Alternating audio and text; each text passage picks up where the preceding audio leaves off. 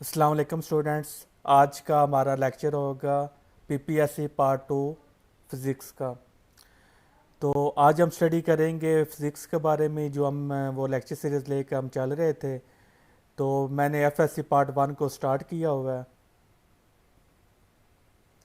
FSc part 1 को start किया है और मैं ये नोट्स मैंने प्रिपेयर किए हैं। तो अगर आप नोट्स मैट्रिक्स से एमएससी तक नोट्स लेना चाहते हैं तो ये मेरा व्हाट्सएप नंबर दिया हुआ है।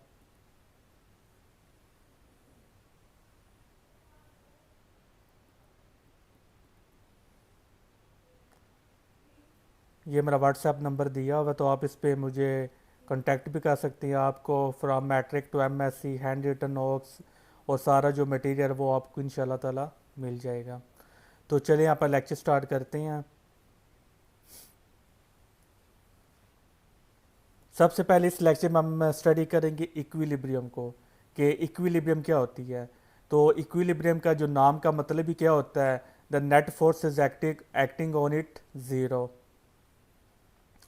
इसका मतलब होता है इक्विलिब्रियम का वर्ड जहाँ पे भी आ जाए तो उसका मतलब क्या होता है, एफ नेट,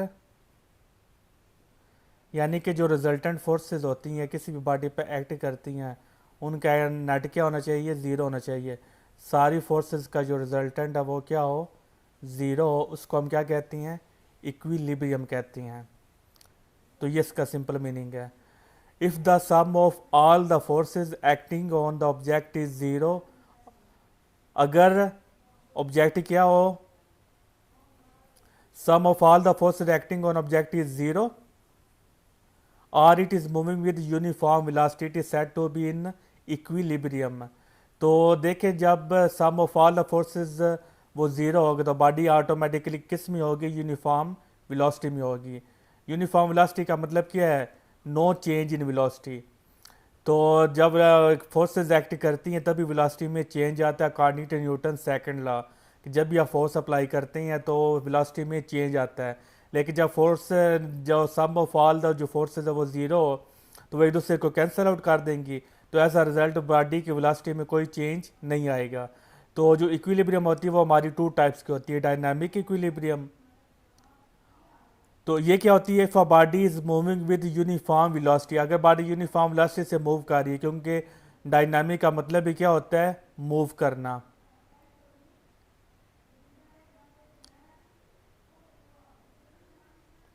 तो डायनामिक का मतलब होता है मूवमेंट। इसका मैं कलर चेंज कर लेता हूँ क्योंकि दोनों सेम कलर में लग रहे हैं। तो if a body is moving with uniform velocity then it is called dynamic equilibrium. तो अगर बॉडी मूव कर रही है तो उसमें किस में होगा, डायनामिक इक्विलिब्रियम होगा। अब मैंने क्या बताया कि सन जो नेट फोर्स हो वो क्या होनी चाहिए, ज़ीरो होना चाहिए। तो यहाँ पे हम इसकी मज़ीद डिटेल पढ़ लेते हैं कैसे ज़ीरो होगा। फॉर एग्जांपल पैराट्रूपर, पैराट्रूपर जो होता है जो वो छलांग लगाता है हवा में, हवाई जहाज से या हेलीकॉप्टर से, उसको हम क्या कहते हैं, पैराट्रूपर कहते हैं। तो जो पैराट्रूपर है वो क्या करता है, jumping out of an aeroplane after a free fall. तो जब भी कोई बॉडी वो एरोप्लेन से या हेलीकॉप्टर से वो हवा में जंप करेगा उसको हम क्या कहते हैं, फ्री फॉल। कि वो body under the gravitation acceleration वो क्या करती है, नीचे फॉल करती है। हिज पैराशूट ओपन, वो अपना पैराशूट ओपन कर लेता है। एंड अ लिटर लेटर, कुछ देर बाद paratroop start decreasing descending with a uniform velocity. तो वो फिर यूनिफॉर्म वेलोसिटी से क्या करने लगता है, वो नीचे फॉल करने लग जाता है। फौरन नहीं करता बल्कि कुछ देर बाद करना शुरू कर देता है। कैसे, तो जैसे ही वो पैराट्रूप पर नीचे फॉल करेगा, ऐसे ये नीचे फॉल कर रहा है तो जिस पर एयर रेजिस्टेंस है वो क्या करेगी, उस एक्ट करेगी इन द अपवर्ड डायरेक्शन।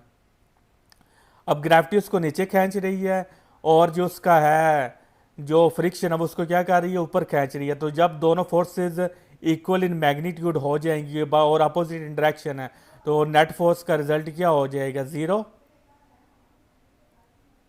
तो जब ये नेट फोर्स ज़ीरो हो जाएगी तो फिर बॉडी क्या करेगी, यूनिफॉर्म वेलोसिटी से मूव करेगी, जिसको हम क्या कहते हैं, फ्री फॉल। यानी कि फ्री फॉल में सिर्फ और सिर्फ ग्रेविटी इन्वॉल्व होती है, बॉडी यूनिफॉर्म वेलोसिटी से मूव करती है।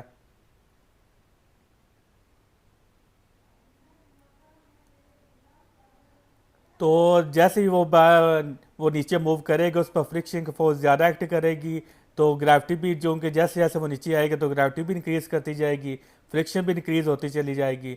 तो एक टाइम आएगा जब ये दोनों फोर्सेस क्या हो जाएंगी, ग्रेविटी और फ्रिक्शन दोनों इक्वल हो जाएंगे और इनके डायरेक्शन अपोजिट है, तो फिर नेट फोर्स इनका जीरो हो जाएगा, तो बॉडी पे यूनिफॉर्म वेलोसिटी से मूव करता है, जिसको हम टर्मिनल वेलोसिटी भी कहते हैं। टर्मिनल वेलोसिटी कि वो वेलोसिटी जहाँ पर बॉडी, यहाँ पर उसकी जो रिजल्टेंट वो फोर्स है वो क्या हो जाता है, ज़ीरो हो जाता है, terminal velocity.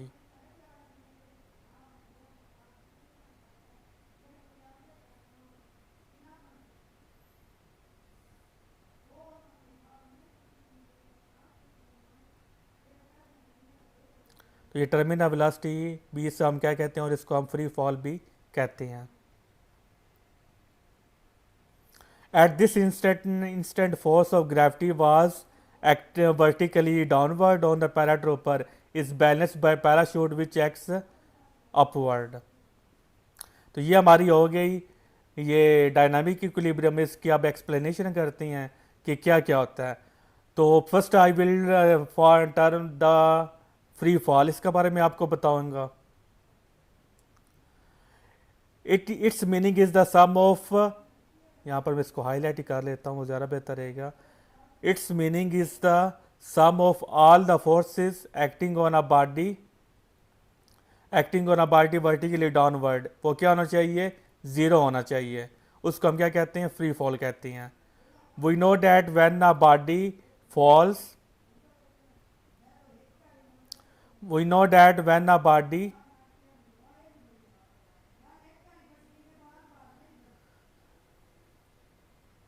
False when two forces are acting upward, एक फ्रिक्शन होगी और दूसरी क्या होगी, डाउनवर्ड ग्रेविटी होगी।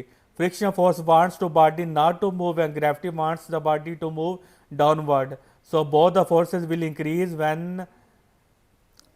when body moves downward. Then a time comes when both forces will become equal, then at that time body will move uniform speed.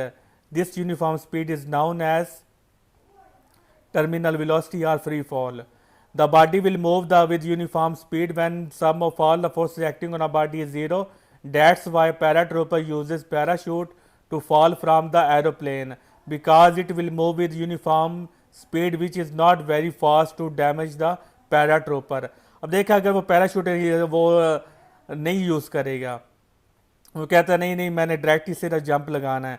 ये बहुत ज़्यादा हाइट की बात कर रहा हूँ या लो हाइट की बात नहीं कर रहा। जब बहुत ज़्यादा हाइट की हो तो पैराशूट जब वो इस्तेमाल करेंगे, वैसे भी सारे पैराशूट ही इस्तेमाल करते हैं फॉर सेफ्टी। जब देखिए जो पैराशूट जब वो इस्तेमाल करेगा उसका वेट क्या हो जाएगा, ज़्यादा हो जाएगा। तो जब उसका वेट ज़्यादा हो जाए तो उसकी जो वेलोसिटी होगी नीचे फॉल करने की वो क्या हो जाएगी, कम होगी। जब उसकी वेलोसिटी कम होगी तो यूनिट जो हमारी जो टर्मिनल वेलोसिटी अटेन होगी वो भी क्या होगी, कम होगी। तो उस फिर वेलोसिटी से वो नीचे क्या करेगा, लैंड करेगा।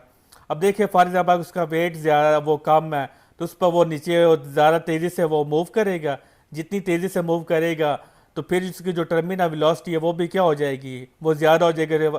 फॉर एग्जांपल अगर उसकी टर्मिनल वेलोसिटी 40 मीटर पर सेकंड पे उसकी अचीव होती है, कि जब उसकी वेलोसिटी 40 मीटर पर सेकंड होती है तब सम ऑफ ऑल द फोर्सेस वो ज़ीरो होता है। तो अब देखिए जो 40 मीटर पर सेकंड की वेलोसिटी से वो जब नीचे गिरेगा तो फिर उसका क्या हाल होगा। तो इसलिए हम क्या इस्तेमाल करते हैं, पैराशूट इस्तेमाल करते हैं ताकि उसकी जो टर्मिनल वेलोसिटी है वो कम से कम रहे, इतनी रहे कि वो उसका कोई डैमेज क्रिएट ना करे। तो ये है साइंस पैराशूट इस्तेमाल करने की। अब जो सेकंड है स्टैटिक इक्विलिब्रियम, नाम से ज़ाहिर है स्टैटिक का मतलब क्या होता है, एट रेस्ट। तो मैंने आपको बताया है कि बॉडी इक्विलिब्रियम में दो ही कंडीशंस है, या तो अगर बॉडी रेस्ट में है हम बोलेंगे इक्विलिब्रियम में है, अगर बॉडी यूनिफॉर्म वेलोसिटी से मूव करे तब भी हम कहेंगे बॉडी इक्विलिब्रियम में है। तो इक्विलिब्रियम के टू टाइप्स है, एक डायनामिक इक्विलिब्रियम के यानी जब बॉडी यूनिफॉर्म स्पीड से मूव करेगी तब डायनामिक इक्विलिब्रियम में होगी, और जब बॉडी रेस्ट में होगी तब क्या होगा, स्टैटिक इक्विलिब्रियम होगा। क्योंकि स्टैटिक का मतलब ही क्या होता है, at rest. When the sum of all the forces acting on a body is zero and the body will not move, then it is called static equilibrium. For example, a book lying on a surface of table, the weight of the book acting vertically downward is counterbalanced by upward normal reaction of the surface of the table। तो जब जो उसका wait है वो नीचे की तरफ act करता है, तो और जो नॉर्मल रिएक्शन वो क्या करेगा, वो ऊपर की तरफ रिएक्ट वो एक्ट करेगा। वैसे ये वाली जो बात है ना, ये हम छोटी क्लासेस की बुक्स में तो हम पढ़ते हैं ये वाली, कि जो बुक पढ़ी होती है वो नीचे डाउनवर्ड वेट की फोर्स लगाती है और उस पर अपवर्ड वो नॉर्मल फोर्स एक्ट करती है। तो हम कहते हैं कि ये दोनों इक्वली मैग्नीट्यूड और अपोजिट इन डायरेक्शन है, तो ये दूसरे को कैंसिल आउट कर देंगे। तो ये वैसे बात गलत है। तो आने वाले लेक्चर्स में आपको बताऊंगा कि ये बात ठीक है कि फोर्सेस यहाँ पे कैंसिल होती हैं, लेकिन जो वेट की फोर्स है उसको नॉर्मल की फोर्स क्या वो कैंसिल आउट नहीं कर सकती। इस तरह जो नॉर्मल की फोर्स है उसको वेट की फोर्स कैंसिल आउट नहीं कर सकती। वेट की फोर्स को वेट ही कैंसिल करेगा और जो नॉर्मल की फोर्स है उसको दूसरी नॉर्मल की फोर्स ही वो कैंसिल आउट करेगा। ठीक है, फिलहाल आप ये इतना आप इसी बात को आप रखें कि जब वो बुक सरफेस और टेबल पर रखी होती है तो उसका वेट डाउनवर्ड एक्ट करता है और जो नॉर्मल फोर्स है वो अपवर्ड एक्ट करती है। तो वो बॉडी क्या होती है, रेस्ट में होती है। तो आने वाले लेक्चर्स में जब वो हाई लेवल पे आपको फिर बताऊंगा। अभी हमने स्टार्ट वो 11 की फिजिक्स स्टार्ट की है, तो इसलिए आप उसी को मतलब उसी को लेके चलें। तो ये मैंने एक्सप्लेनेशन की है कि body is not moving, instead it is placed on a surface according to Newton second law. Every action has an equal in magnitude but opposite in direction. अब जो न्यूटन थर्ड लॉ इसके बारे में लोग बहुत सारे गलत कंसेप्ट आपको मिलेंगे, तो ये भी इंशाल्लाह ताला लेक्चर सीरीज में मैं इसको कवर करूँगा। आपके सारे कंसेप्ट इंशाल्लाह ताला कल वो क्लियर हो जाएंगे।